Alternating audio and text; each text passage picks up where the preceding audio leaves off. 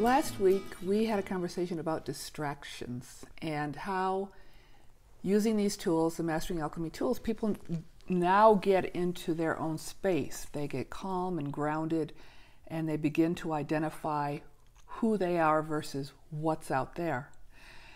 But a question that comes up once people get in that space is, how do I plan? How do I go forward? How do I create? Sure. And so I want to talk about some strategies or ways that people can do that. Yeah. So people really never taught how to a lot of things. And we're left on our own. But one of the things that happens often is we start to do something, we wind up not succeeding. And at that point, people stop and consider it a failure, or I can't do this, so I don't go there ever again. Mm-hmm. So we begin to cut off our opportunities for success. We begin to limit our range of awareness because we stop going there. I tried something and people laughed at what I was doing, so I never try that again. You know, I drew an elephant and it was orange and it was out of the lines, and people told me I don't know how to draw, so the end of drawing. So there's a number of things that I've found that if people allow themselves some room, they really begin to be very capable. And one of the things that is really very valuable is recognize that you plan 3 times and you expect your first 2 plans to be incorrect. That would give people freedom or more ease about messing up and failing. Sure.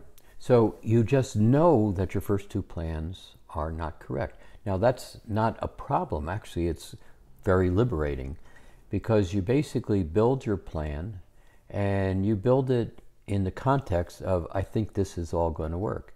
And then you step away from it, and then you realize on the second go around at the plan, gee, I'm in Sydney and I'm in London on the same day. And it's like, I don't think that's going to work.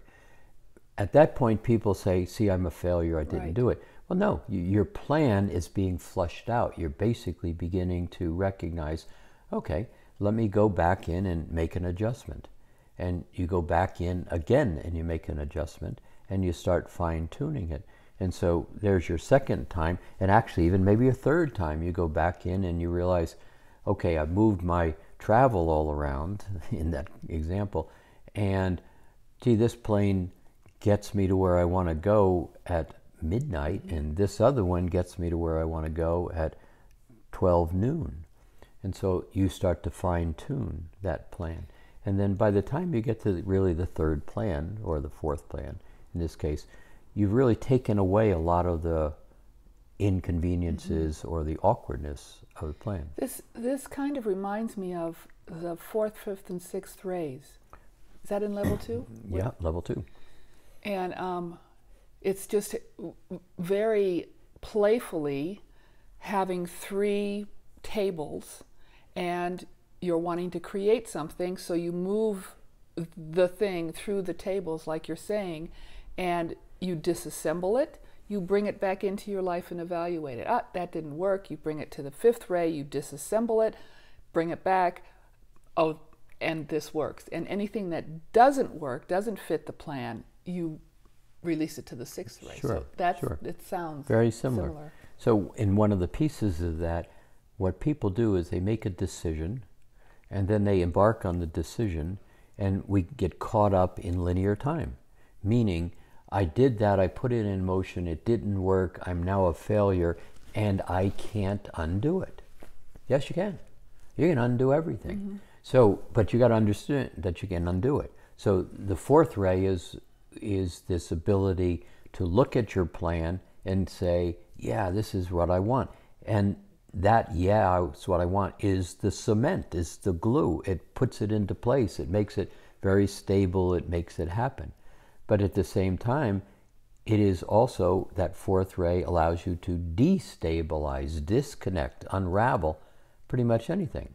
And when you start to recognize that that ability is there, and then the next step is, in present time, your past is simply history. It's not an emotion.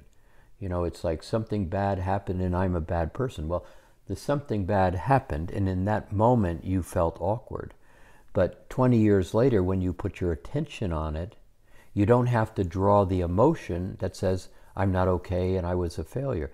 You just start to realize, gee, actually, that was a big piece of learning for me, and it's similar to what I'm doing right now. How did that not work back then? And I'm not going to do that again. Mm-hmm. So when you start to use the fourth, fifth, and sixth ray is a good example in this case, and also start to recognize that planning is not locked in and you can't get out of it, you start to have some flexibility.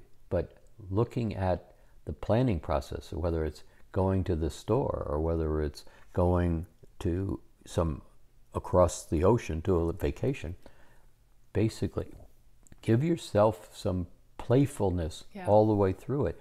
We'll talk about another strategy next week maybe, but you can always go to no. Yeah. Very powerful. That opens up, tell me more. How do I get here? What else is possible? Yeah. And you can still go to no. So another piece with the planning process that I found helpful is keep it really simple. Yeah. You know, people have a tendency to see the big picture and kind of get overwhelmed. Yes. So pull it apart with all the little pieces and take the little pieces rather than being overwhelmed by the whole project. And you don't have to lock it in on your first concept. So I really would like to go to Hawaii, go on a vacation, and I'm going to do this, I'm going to do this, I'm going to do this. Well, all of a sudden, that hotel closed down. The dolphins are on vacation that week. So did you fail? No. All right, let me back away and look again. So this concept of I failed, I didn't do it right, I don't know what to do.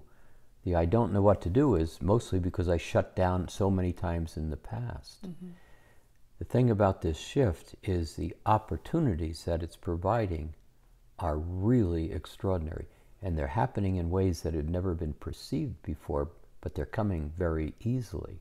So learning to be nice to yourself in your decision making, in your planning, you're going to find things come to you in a way that are very exciting, surprising, and it's like, wow, I just thought of this yesterday. So be nice to yourself in this process. That's really the message here. You can't fail, but you can do something that doesn't work. Take a step back, another breath. Okay, I'll go to the left instead of going to the right. Yeah, give yourself a break. Give yourself a break. Be nice to yourself. Like yourself. Somebody has to. Might as well be you.